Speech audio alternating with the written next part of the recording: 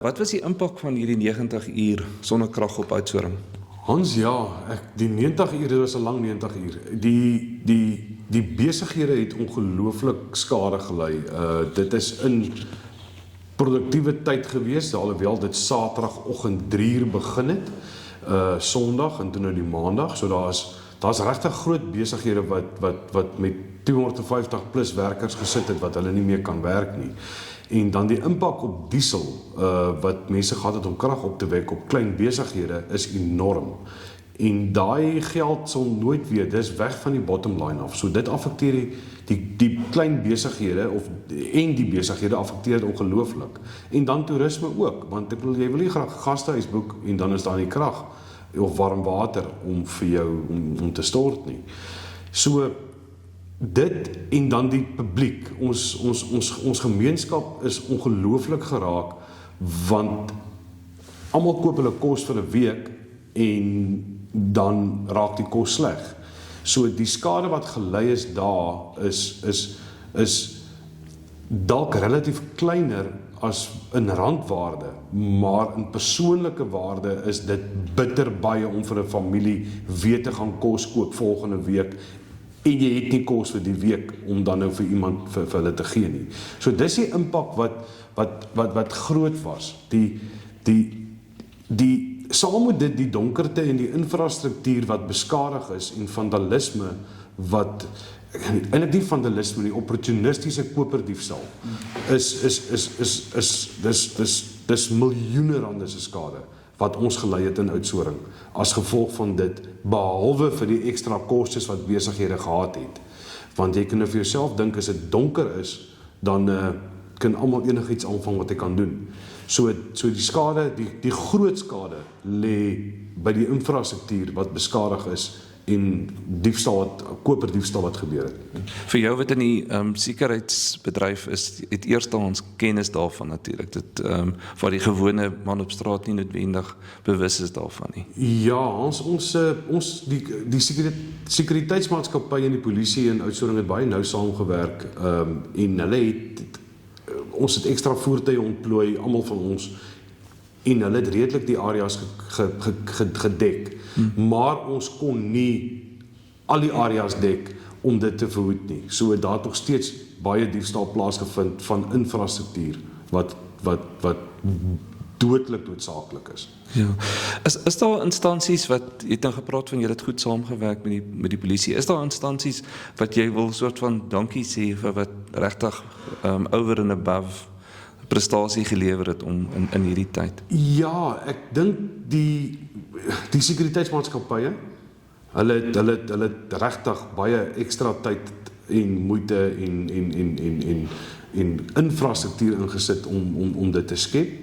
En dan is daar instansies wat mense gehelp het fisies self. Ouens wat hulle telefone gecharge het, ouens wat warm water beskikbaar gestel het om hulle ketels te kan kook. Want sonder kommunikasie, sonder jou selfoonpap is, kan jy nie kommunikeer nie. Jy kan glad nie kommunikeer en jou familie raak bekommerd. So die mense wat sulke tipe goed gedoen het, bure wat mekaar gehelp het, met 'n generator wat kragkabel geleen het vir die ou langs, net om vir hom 'n lig te gee om sy selfoon te charge. So ek het baie in die buurte gesien, die ouens iewers het 'n draad gelê en dan kan hy dan 'n lig in sy selfoon charge. So baie dankie vir dit. Ek dink dit is dis die instansies wat, of dis nie instansies nie, maar dis wat Oudtshoorn wat die positiwiteit. Ja, ek het gister met iemand vriende gesels wat buurman het 'n sterk sonkragstelsel wat vir hulle extension cord op die muur gesit het. So daai soort van ding. Dis wonderlik. Ja, kom ons kom terug na die mediaverklaring. Wat was die doel van die mediaverklaring gewees?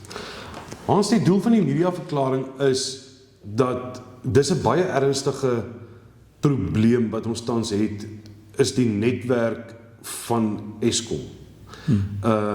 So die grid. So die hooflyn wat inkom daar by Duiselsdorp verby, is bitter oud. En instandhouding gebeur nie daar nie. En daar's probleme op daai pale, die mense is gewaarsku, daar is al briewe uit na Eskom toe, en dit het nie, dit het geen reaksie uitgelok tot hierdie ongeluk gebeur het, met die fisiese pale wat gebreek het, en nog 2 ander pale bygetrek het, en die hele lyn plat geval het. So, dit is die hoofrede vir dit, en dan, wat my vreeslik bekommer is, dat daar moes toerusting en sekere tegnisie moes kom uit groot stede uit, om ons te kom help in die tuinroete, om hierdie netwerk weer op die been te bring. En dis wat basies om pale te plant. En dis basies om pale te plant, en dan nou om die kabel te las waar hy gebreek het, en daai tipe goed. So, behalwe net vir die fisiese toerusting,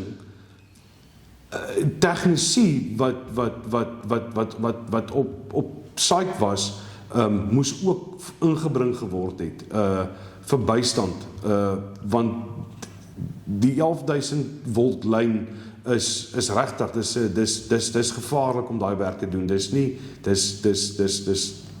baie gevaarlik. Maar die brief is ook om vir Eskom te sê, julle moet vir ons die lyne in stand hou, want die vraag, en dis al baie gesê, die vraag is nie of dit weer gaan gebeur nie, die vraag is wanneer gaan dit gebeur. En as jy ry langs die pad en jy kyk links teen die rooi koppe af, so jy sien daai kraglyn wat daar loop, die pale staan skeef en van die pale, dwarspale boot afgeval, en dit is al, ek wil nou nie sê jare nie, maar dit is al lank al so. So Eskom moet aandag gee daaraan, want ons infrastruktuur, die grid, dit gaan ineenstort. As die ding gebeur het aan die russe kant van Duiselsdorp, het ons groot probleme gehad met water, wat die landelike waterskema moet water gee, met pompe wat moet pomp, met rioole. Die ding brei verskriklik ver uit. Dan ook, die probleem was die inligting wat hulle vir ons gegee het. Die inligting was nie akkuraat nie. Dit was, dan is die krag oor 12 ure dan is die krag oor 6 ure aan, dan is die krag weer oor 12 ure aan. Maar die gevolg is dat kommunikasiemaatskappye, die groot kommunikasiemaatskappye wat wou kragopwekkers installeer om die kommunikasie in die gang te hou, want dis nie jou betaalmasientjies in winkels en selfone en syne en data. Die ouens het nie voorbereiding getref nou vir dit nie, want oor 6 ure of oor 12 ure gaan die krag aangaan. Dit is nie nou die moeite werd om nou die generator te start vir 6 ure en al die moeite te doen om daar uit te kom nie. So is daai kommunikasie reg was, sou dit ook beter gewerk het. En ek wil ook tog sê, dit was nie die munisipaliteit se skuld laat hierdie gebeur het nie. Die munisipaliteit kon dalk wel beter met ons gekommunikeer het as inwoners en vir ons meer inligting gegee het. Maar aan die ander kant besef ons ook dat die kommunikasie van Eskom se kant af uiters swak was. En dis deel van die mediaverklaring om die ouens se aandag daarop te vestig. Want dit bekommer my dat so 'n klein geval in Oudtshoorn so lank kan vat om te herstel, en dat daar nie toerusting in die tuinroete is wat hierdie goed kan herstel op 'n vinnige basis nie, en dat Eskom nie 'n gebeurlikheidsplan het. Wat gebeur indien so iets gebeur nie? Dit voel of daar geen gebeurlikheidsplan is nie. En as daar een is, dan moet dit asseblief met die munisipaliteite gedeel word, laat hulle dit wel het. Ja, daar was skynbaar op die toneel was hulle heeltemal onvoorberei vir die moeilikheidsgraad van byvoorbeeld die grond is hard en hulle het nie toerusting gehad om gate te grawe, net ek gehoor. Is dit korrek? Ja, ek was nie self op die perseel gewees nie, maar ek weet plaaslike kontrakteurs is gebel op 'n kort kennisgewing tydperk wat moes masjiene inbring en die gate, want die dorpbank is baie vlak daar. So hulle moes dorpbank breek om die pale in te kry. En as jy teruggaan op die lyn, op die netwerklyn, so jy sien dit raak in die koppe en daar gaan dit baie moeiliker wees om pale geplant te kry en dit gaan baie langer vat. En dis waar die instandhouding moet kom, dat hierdie goed moet in stand gehou word. Ek sal graag wil weet eintlik hoe oud daai pale regtig is. Ek vermoed hulle moet 30 jaar plus oud wees. En daai goed het 'n leeftyd. Dit moet in stand gehou word. Ons kan nie op krisisbestuur ons netwerk hoop op nie. Dit moet in stand gehou word. Nie op krisisbestuur in stand gehou word nie. Gebeurlikheidsplan is dit wat jy van praat. Goed, in terme van die inhoud, is dit wat in die mediaverklaring geskryf is, en is daar iets wat jy sou wil byvoeg nou na die krag weer aan is? Man, ja, dis wat basies staan in die mediaverklaring. En ons verwag 'n datum vir 'n antwoord van hulle af terug om vir ons te sê wat gaan hulle doen aan hierdie situasie. Want hulle sit 'n klomp mense se, nou het ek die woord vergeet, livelihoods. Ja. Livelihoods sit hulle op die spel en